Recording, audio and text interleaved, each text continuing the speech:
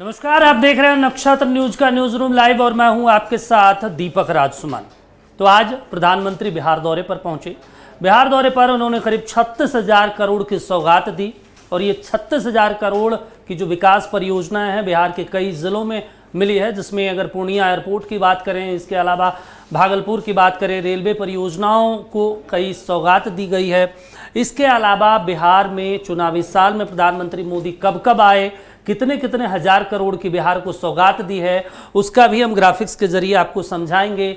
इसके अलावा प्रधानमंत्री मोदी सीमांचल आए, सीमांचल में लोकसभा चुनाव में क्या कुछ स्थिति रही है, 2020 के विधानसभा चुनाव में किन किन सीटों पर बीजेपी का कब्जा रहा, एनडीए का कब्जा रहा, जनता दल यूनाइटेड का कब्जा रहा है, वो भी हम आपको ग्राफिक्स के जरिए अगले 25 से 30 मिनट तक हम आपको बताएंगे। इसके अलावा प्रधानमंत्री मोदी का ये जो दौरा है, सीमांचल दौरा, क्योंकि ये अहम हो जाता है, मुस्लिम बाहुल्य क्षेत्र है, एनडीए मजबूत स्थिति में, अगर 2010 के विधानसभा चुनाव की बात करें, 2015 विधानसभा चुनाव की बात करें और आखिरी जो 2020 का विधानसभा चुनाव था, उस दौरान एनडीए क्या कुछ स्थिति में रही, उसकी भी हम चर्चा करेंगे। और महागठबंधन खास तौर से, क्योंकि ये मुस्लिम इलाका है, सीमांचल में लगभग 7 जिले पड़ते हैं, आमतौर पर 4 लोकसभा सीट मानी जाती है। और तो सबसे पहले हम शुरुआत कर लेते हैं और सबसे पहले हम बिहार प्रधानमंत्री कब कब आए हैं चुनावी साल में, वो हम जिक्र कर लेते हैं। उनका आज 7वां दौरा था सीमांचल में और 36,000 करोड़ की विकास परियोजनाओं की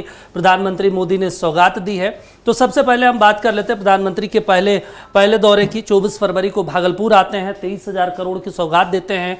24 अप्रैल को आते हैं, मधुबनी में लगभग 13,480 करोड़ की सौगात देते हैं। इसके अलावा अगर बात करें 5वां, 6ठा, 7वां, 5वें में मोतिहारी आए, लगभग 7,000 करोड़ की सौगात दी। इसके अलावा अगर बात करें इससे पहले जो तीसरा वाला, जो मैंने 24 अप्रैल का जिक्र किया, 30 मई को विक्रमगंज आते हैं, जो शाहाबाद का इलाका है। और शाहाबाद क्षेत्र में अगर बात करें तो सासाराम हो गया, बक्सर हो गया, भोजपुर वाला इलाका है। और इसके अलावा अगर बात करें औरंगाबाद वाला इलाका, इन इलाकों को साधने की कोशिश की गई। और करीब करीब जब प्रधानमंत्री तीसरी बार जब शाहाबाद आते हैं, विक्रमगंज वाला ये वाला जो इलाका है प्रधानमंत्री का, यहाँ पे 48,500 करोड़ की सौगात देते हैं। और करीब 30,000 करोड़ की सौगात जो होती है वो सिर्फ औरंगाबाद के नबीनगर में थर्मल पावर प्लांट को देते हैं। अगर ये बात करें इसी प्रधानमंत्री के इसी लगभग पहले चरण में जो 4 दौरा हुआ, 20 जून को जो सिवान आते हैं, वहाँ पे करीब 10,000 करोड़ की सौगात देते हैं। और इसके अलावा जो आज प्रधानमंत्री आते हैं 15 सितंबर पूर्णिया, लगभग 36,000 करोड़ की ये प्रधानमंत्री के दौरे हैं और लगभग इस साल में करीब 1 लाख करोड़ से ज़्यादा की सौगात दे चुके हैं। अगर सीमांचल सीटों के समीकरण की बात करें, हम ग्राफिक्स के जरिए आपको बताएंगे कि यहाँ पे कौन सा क्षेत्र में सबसे ज़्यादा आबादी है। अगर अररिया की बात करें तो यहाँ पे देखिए 42.95% आपका पड़ जाता है, मुस्लिम बाहुल क्षेत्र है यहाँ पे अररिया से। मौजूदा समय में अगर बात करें यहाँ पे, तो यहाँ पे प्रदीप सिंह जो है बीजेपी से सांसद हैं और ये दूसरी बार, ये वाला जो इलाका है, ये दूसरी बार प्रदीप सिंह यहाँ से सांसद बने हैं। 2019 में भी सांसद बने हैं और बीजेपी के टिकट से, और उसके बाद फिर 2024 में भी वो चुनाव जीत कर आते हैं। किशनगंज का इलाका बात करें, क्योंकि किशनगंज में लगभग 6 विधानसभा सीटें आती है, तो किशनगंज में मोहम्मद जावेद साहब आते हैं यहाँ से कांग्रेस के टिकट पे और यहाँ से वो दूसरी बार सांसद बने। हालांकि उससे पहले विधायक थे, बिहार विधानसभा के सदस्य रह चुके हैं। तो यहाँ पे भी लगभग 67.98% जो है मुस्लिम बाहुल इलाका है। यहाँ पे भी माना जाता है कि भाई ये कांग्रेस का गढ़ है। हालांकि अररिया की बात करें तो यहाँ पे बीजेपी का गढ़ माना जाता है। यहाँ पे भी साधने की प्रधानमंत्री मोदी ने कोशिश की है। आज जब प्रधानमंत्री आए तो पूर्णिया का उन्होंने खास तौर से जिक्र किया। पूर्णिया महत्वपूर्ण इसलिए हो जाता है क्योंकि ये पप्पू यादव का सीट है, निर्दलीय वो चुनाव जीत कर आते हैं। इस बार 2024 के 2024 के लोकसभा चुनाव में हालांकि वो कांग्रेस समर्थित माने जाते हैं, ये पूरा बिहार जानता है। तमाम राहुल गांधी की जो बैठकें होती है, महागठबंधन की बैठकें होती है, वो यहाँ पे पहुँचते हैं, बैठक में शामिल होते हैं। तो यानी अगर ये बात करें, किशनगंज वाला कांग्रेस का गढ़ हो गया, पूर्णिया पप्पू यादव समर्थित हैं कांग्रेस का, यहाँ पे 38.46% मुस्लिम इलाका है, तो यहाँ पे भी पप्पू यादव का कब्जा, यानी ये 2 सीटें कांग्रेस समर्थित हो गई। कटिहार की अगर बात कर लें, ये वाला जो सीट है, ये यहाँ से तारिक अनवर साहब चुनाव जीत कर आते हैं, पूर्व में केंद्रीय मंत्री रह चुके हैं, कांग्रेस के कद्दावर लीडर हैं और लगातार वो कांग्रेस कोटे से ही तमाम चुनाव लड़ते हैं। यहाँ पे भी लगभग 44.47% वोट है। अगर यहाँ के विधानसभा सीटों की बात करें, यहाँ पे महत्वपूर्ण हो जाता है, हम आपको आंकड़े के जरिए बता देते हैं। कटिहार में लगभग 7 विधानसभा सीटें हैं और 7 विधानसभा सीटों में कटिहार का जो एक सीट है, अगर कटिहार की बात करें तो तारकिशोर प्रसाद यहाँ से आते हैं, दूसरी बार विधायक हैं, पहले डिप्टी सीएम हुआ करते थे। हालांकि कमाबेश जो पहली वाली एनडीए की सरकार रही नीतीश जी के साथ, उसमें तारकिशोर प्रसाद और रेणु देवी डिप्टी सीएम बनी थी, तो यहाँ से दूसरी बार आते हैं। कटिहार का हम जिक्र कर रहे हैं। इसके अलावा अगर बात करें, यही जो सीमांचल का इलाका है, सीमांचल से ही हम बात कर रहे हैं, यहाँ पे कदवा एक विधानसभा सीट पड़ता है। कदवा से शकील अहमद खान साहब आते हैं, जो भी कांग्रेस के नेता विधायक दल हैं, वो यहाँ से दूसरी बार चुनाव जीत कर आते हैं और दूसरी बार वो विधायक हैं और विधानसभा में नेता विधायक दल हैं कांग्रेस से। अगर कटिहार की बात करें तो बलरामपुर एक सीट है जहाँ से महबूब आलम साहब आते हैं, सीपीआई एमएल से विधायक हैं। और ये अगर इसके अलावा अगर बात करें, ये कटिहार का हमने जिक्र किया, कटिहार में एक प्राणपुर विधानसभा सीट आता है जहाँ से निशा सिंह बीजेपी से विधायक है। यहाँ से तौकीर आलम जो हैं, तौकीर आलम यहाँ से जो हैं, अब वो अगर बात करें, ये कटिहार वाला है, तौकीर आलम जो है कांग्रेस के प्रभारी भी हैं यूपी में, और उसके बाद इसके अलावा अगर बात करें तो सचिव भी हैं युवा कांग्रेस से, वो एनएसवाई से जुड़े रहे, दूसरी बार चुनाव लड़े, मात्र 2000 वोटों से हार गए। प्राणपुर विधानसभा सीट जो है वो कटिहार से आता है। तो ये महत्वपूर्ण हो जाता है क्योंकि यहाँ पे मुस्लिम वोटों का बहुत ज़्यादा प्रभाव भी रहता है। इसके अलावा अगर बात करें तो मनिहारी सीट है, मनोहर सिंह कांग्रेस के दूसरी बार से विधायक यहाँ पे हैं।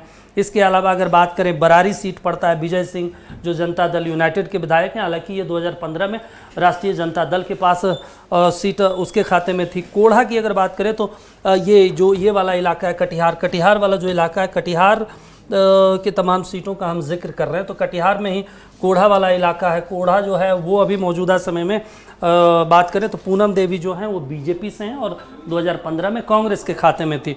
तो अगर टोटल कटिहार की बात करें तो मौजूदा समय में बीजेपी के कब्जे में लगभग 3-4 सीटें हैं और जो महागठबंधन का है, महागठबंधन के पास लगभग 2 सीटें हैं। तो ये लगभग 3 सीटें हैं महागठबंधन के पास, 1 माले 2 कांग्रेस के पास। तो ये कटिहार की बात हो गई। अगर हम सीमांचल का, क्योंकि सीमांचल की बात कर रहे हैं, प्रधानमंत्री मोदी सीमांचल आते हैं तो प्रभाव उसका क्या होगा वो हम बात कर लेते हैं। पूर्णिया सीट, ये जो पूर्णिया में लगभग 7 विधानसभा सीटें हैं। अब पूर्णिया की अगर बात करें तो यहाँ पे भी महत्वपूर्ण हो जाता है पूर्णिया, इसलिए क्योंकि यहाँ से ज़्यादातर सीटें जो है असरुद्दीन ओवैसी की जो पार्टी है वो चुनाव को जीत कर आती है और यहाँ से ही जो उनके प्रदेश अध्यक्ष हैं अख्तरुल इमाम साहब, वो जीत कर आते हैं अमौर विधानसभा सीट से। यहाँ पे लगभग 7 जो विधानसभा सीटें हैं वो पूर्णिया ज़िले में पड़ता है, हालांकि लोकसभा के हिसाब से कुछ कम विधानसभा होती है यहाँ पे। तो अमौर जो है वो अख्तरुल इमाम जीत कर आते हैं, AIM के विधायक हैं। हालांकि ये जो सीमांचल वाला जो इलाका है, पूरा जो हम सीमांचल का जिक्र कर रहे हैं, ये माना जाता है कि तेजस्वी यादव जब 2020 में सपना देख रहे थे कि भाई हम अब बिहार के सत्ता के सिंहासन पर बैठेंगे और मुखिया बनेंगे, तो ये वही क्षेत्र है जहाँ से तेजस्वी यादव का सपना टूटा। यहाँ से असरुद्दीन ओवैसी की पार्टी पहली बार 5 विधानसभा सीटों पर चुनाव जीत कर आई और तेजस्वी यादव को करारी शिकस्त दी और लगभग उनके जो तमाम विधायक थे यहाँ से चुनाव हार जाते हैं। तो तेजस्वी यादव का सपना तोड़ने में ये वाला बहुत इलाका महत्वपूर्ण रहा है। इस बार कोशिश तेजस्वी यादव की रही है कि यहाँ से चुनाव मजबूती से लड़ा जाए। असरुद्दीन ओवैसी की भी कोशिश थी कि भाई सीमांचल में मजबूत किया जाए और इसीलिए उन्होंने बार बार पत्र लिखा, लालू प्रसाद यादव से आग्रह किया, तेजस्वी यादव से आग्रह किया कि उन्हें महागठबंधन में शामिल किया जाए। अब अगर 7 सीटों की बात करें तो अमौर सीट से अख्तरुल इमाम अभी विधायक हैं, मौजूदा समय में 5 विधायक जीत कर आए, 4 विधायक पाला बदल लिया, आरजेडी में चले गए, 1 प्रदेश अध्यक्ष जो हैं वो मौजूदा समय में हैं। अगर बैसी की बात करें तो यहाँ सैयद रुकुद्दीन अहमद हैं आरजेडी से, जो पहले AIM में थे। कस्बा सीट है, आफके आलम हैं कांग्रेस से। यहाँ से अगर बात करें बमनखी में बात करें तो कृष्ण कुमार ऋषि हैं, बीजेपी के विधायक हैं। इसके अलावा रुपौली से बात करें, शंकर सिंह जो निर्दलीय उपचुनाव में चुनाव जीत कर आते हैं। हालांकि रुपौली से अभी जो वहाँ पे उपचुनाव हुआ था वहाँ से शंकर सिंह चुनाव जीत कर आए और तुरंत जीतने के बाद तुरंत नीतीश कुमार से मुलाकात की थी। यानी वो माने जाते हैं कि भाई ये JDU के आदमी हैं, JDU के समर्थन में रहते हैं। इसके अलावा अगर बात करें तो धमदाहा है, लेसी सिंह जो अभी बिहार सरकार में मंत्री हैं, नीतीश कुमार के बेहद करीबी मानी जाती हैं और ये पूर्णिया वाला इलाका है। पूर्णिया जो विधानसभा सीट है यहाँ से बीजेपी का गढ़ रहा है, विजय खेमका यहाँ से चुनाव जीत कर आते हैं। तो ये पूर्णिया और कटिहार का आंकड़ा रहा जो सीमांचल क्षेत्र का गढ़ माना जाता है और प्रधानमंत्री मोदी इन तमाम क्षेत्रों को आज साधने की कोशिश कर रहे थे, क्योंकि पूर्णिया एयरपोर्ट जो है वहाँ के लोगों से जुड़ा हुआ है, संवेदनाओं से जुड़ा है और माना जाता है कि एयरपोर्ट की मांग लंबे समय से हो रही थी और इसका खामियाजा जनता दल यूनाइटेड ने 2024 के लोकसभा चुनाव में उठाया। संतोष कुशवाहा यहाँ से चुनाव हार गए थे, तो इसलिए चुनाव से पहले ही प्रधानमंत्री मोदी ने इसका लोकार्पण किया। और भी जो 2 सीटें हैं अररिया और किशनगंज, इसके बारे में भी हम चर्चा करेंगे और तमाम यहाँ जो प्रभाव है, हिंदू वोटों का समीकरण क्या है, बाकी और सीटों पर किन किन की दावेदारी है और इस बार क्या स्थिति रह सकती है, 2024 में क्या कुछ स्थिति रही है, उस पर भी हम चर्चा करेंगे। सीमांचल को लेकर हम बातचीत कर रहे थे और सीमांचल में सबसे ज़्यादा हम बात कर रहे थे किस धर्म समुदाय की यहाँ पे आबादी ज़्यादा है और इसके अलावा हम ग्राफिक्स के जरिए ये भी समझने का प्रयास करेंगे कि बिहार में मुस्लिम बहुल ज़िले कितने हैं, क्योंकि लगभग 50 सीटों पर इनका प्रभाव होता है, ये निर्णायक भूमिका में होते हैं। तो सबसे पहले हम बात कर लेते हैं। देखिए ये वाला जो सीट है वो महत्वपूर्ण हो जाता है, ये वाला सबसे ज़्यादा जो 2011 के जनगणना के अनुसार अगर बात करें तो ये किशनगंज जो सीट है, किशनगंज लोकसभा, यहाँ पे 67.98% मुस्लिम क्षेत्र है। यहाँ पे अगर बात करें कटिहार की बात करें तो यहाँ पे लगभग 44.47% है। ये इसके अलावा अररिया की बात करें तो 42.95% यहाँ पे मुस्लिम बहुल ये सीट है, यानी यहाँ पे बहुत निर्णायक भूमिका में होते हैं। क्योंकि सीमांचल की अगर बात करें तो कुल 24 विधानसभा सीटें हैं और 50 सीटों पे जो 18% मुस्लिम जो समुदाय हैं पूरे बिहार में वो 50 सीटों पर प्रभाव रखते हैं, 24 जो इन्हीं ज़िले से आते हैं। पूर्णिया की बात करें तो यहाँ पे 38.46% है। इसके अलावा अगर बात करें तो पश्चिम ये वाला जो इलाका है दरभंगा, क्योंकि ये मिथिला का इलाका है तो मिथिला में बोला जाता है कि ब्राह्मणों का बहुत गढ़ है, तो इसलिए यहाँ पे ब्राह्मण भी भूमिका में होते हैं और मुस्लिम भी अच्छी खासी यहाँ पे निर्णायक भूमिका में होते हैं। यहाँ पे 42.39% जो है मुस्लिम वोटर हैं। पश्चिमी चंपारण की बात करूँ तो यहाँ पे लगभग 22% के आसपास हैं। पूर्वी चंपारण की बात करें यानी जो बेतिया और मोतिहारी वाला जो इलाका है वहाँ पे लगभग 19.42% वोटर मुस्लिम समुदाय के लोग हैं। और भागलपुर वाला जो इलाका है यानी मुंगेर बांका वाला जो इलाका है भागलपुर में ख़ास तौर से, तो यहाँ पे करीब करीब 18% जो हैं मुस्लिम निर्णायक भूमिका में होते हैं। तो ये महत्वपूर्ण जो है डेटा है बिहार के लिए और बिहार के चुनाव के मद्देनज़र महत्वपूर्ण होते हैं, क्योंकि यहाँ से निर्णायक स्थिति में होते हैं, निर्णायक चीज़ों को बदलते हैं, यहाँ पे अपने हिसाब से उम्मीदवार को तय भी कर सकते हैं, निर्णायक भूमिका में भी होते हैं। ये अगर मुस्लिम बहुल ज़िले की बात रही। इसके अलावा अगर बात करें ये जनगणना 2011 के अकॉर्डिंग में है। अगर इसके अलावा हम नतीजे अगर हम इसके बारे में जिक्र कर लें कि 2005 में क्या स्थिति रही है, 2010 में क्या स्थिति रही है, 2015 की विधानसभा सीटों पे क्या स्थिति रही और 2020 का, तो ये जो नतीजा है ये नतीजों की हम सबसे पहले चर्चा कर लेते हैं। ये साल 2005 विधानसभा है, क्योंकि एक अहम चीज़ जानकारी आपको ये रखनी होगी कि साल 2005 में 2 बार विधानसभा चुनाव हुआ बिहार में। एक बार राष्ट्रपति शासन लागू हो गया और दूसरी बार जब बिहार विधानसभा चुनाव हुआ जब सत्ता पूरे 5 सालों तक चली।